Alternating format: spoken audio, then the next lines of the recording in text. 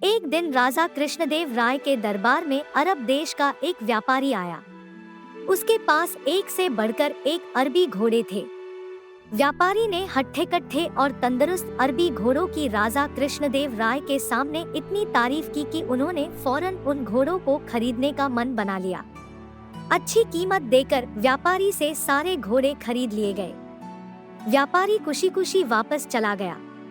महाराज बहुत खुश थे, लेकिन जब घोड़ों को रखने की बात सामने आई तो समस्या खड़ी हो गई। सारे अस्तबल पहले से ही भरे हुए थे, उनमें नए घोड़ों को रखने का स्थान नहीं था। इस समस्या का निदान राजगुरु ने सुझाया। राजगुरु ने महाराज को परामर्श दिया कि जब तक इस घोड़ों को रखने के लिए नया अस्तबल तैयार न हो जाए, क्यों न एक एक घोड़ा हम मंत्रियों, दरबारियों और प्रजा में बांट दें। वे उन घोड़ों की देखभाल करेंगे और उसके बदले हर महीने उन्हें एक स्वर्ण मुद्रा दी जाएगी। महाराज को राजगुरु की ये सलाह जच गई और उन्होंने वे घोड़े अपने मंत्रियों और दरबारियों में बंटवा दिए। जो घोड़े बचे वे प्रजा में बांट दिए गए। महाराज का आदेश था, इसलिए सब लोग चुपचाप घोड़े लेकर अपने अपने घर चले गए। एक स्वर्ण मुद्रा में उन घोड़ों के चारे का प्रबंध करना और उनकी देखभाल करना बहुत कठिन था, लेकिन वे राजसी घोड़े थे, इसलिए उनकी देखभाल में कोई कोताही नहीं बरती जा सकती थी। सब अपना पेट काटकर घोड़ों की देखभाल करने लगे। एक घोड़ा तेनालीराम को भी मिला। उसने वह घोड़ा अपने घर ले जाकर एक छोटी सी अंधेरी कुटिया में बांध दिया। उस कुटिया में छोटी सी एक खिड़की बनी हुई थी। उस खिड़की से तेनालीराम रोज शाम थोड़ी सी सूखी घास घोड़े को खिलाया करता था।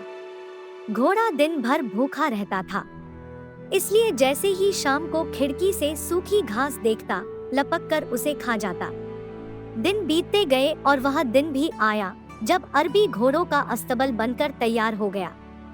जिन मंत्रियों, दरबारियों और प्रजा के पास अरबी घोड़े थे, उन्होंने चैन की सांस ली। इतने दिनों में घोड़ों की देखभाल के कारण सबके घर का बजट बिगड़ गया था, कईयों पर कर्ज चढ़ गया था। खैर, वे घोड़े लेकर राजमहल पहुँचे। इधर तेनालीराम जब राजमहल पहुँचा तो उसका घोड़ा नदारद था। महाराज के पूछने पर वह बोला, महाराज क्या बताऊं?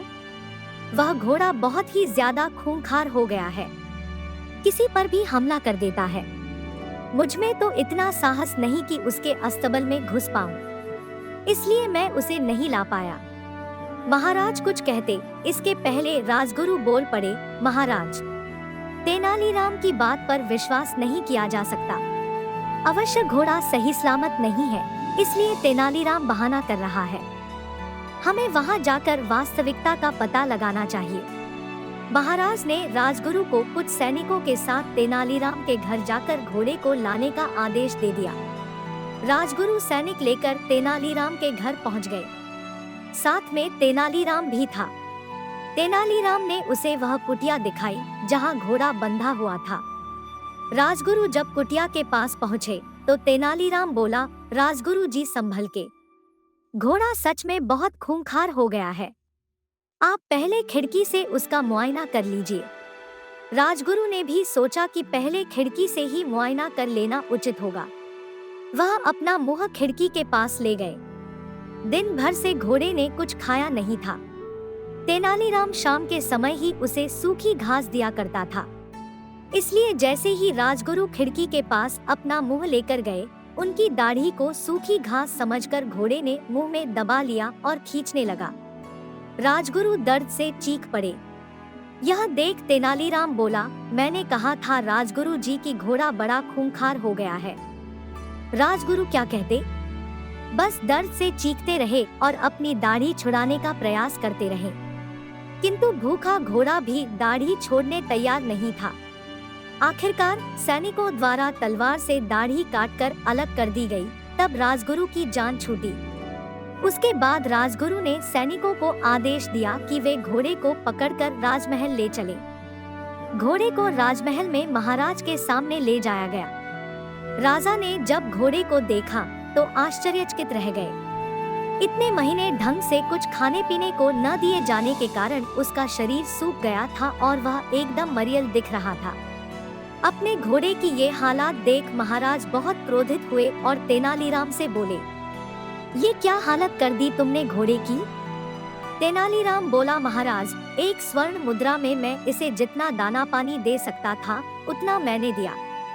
बाकी लोग आपके डर से अपना पेट काट काट कर घोड़े की देखभाल करते रहे। वह आगे कहता गया, महाराज, राज्य के राजा का धर्म प्रजा की देखभाल करना है, न कि उन पर अतिरिक्त बोझ डालना।